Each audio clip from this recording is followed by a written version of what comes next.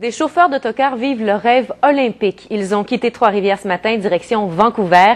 Ils assureront le transport des spectateurs pendant les Jeux olympiques. Jean-Philippe Nadeau était là ce matin lors de leur départ. 6h30 du matin, la fébrilité est dans l'air. Ces chauffeurs de la compagnie Bel Horizon s'apprêtent à quitter, direction Vancouver. Dernière vérification, dernier câlin avant 30 jours. Vancouver 2010, c'est une occasion unique là, dans une vie, là, de vivre les Olympiques.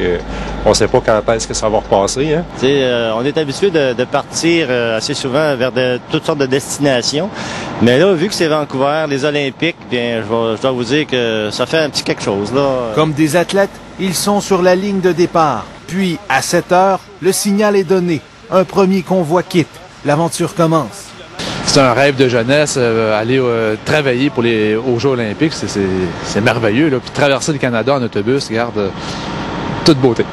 La route est longue avant d'arriver à Vancouver. Ces 32 chauffeurs vont parcourir 4800 km. L'arrivée des 15 autocars est prévue pour dimanche. Au-delà de cette expérience inoubliable, il y a aussi le travail. Ces chauffeurs s'occuperont de transporter des spectateurs dans la région de Whistler. Nous, on est à Boundary, qui est un petit peu en dehors de Vancouver, et on les transporte à Whistler. Les conducteurs attendent ce moment depuis 7 mois.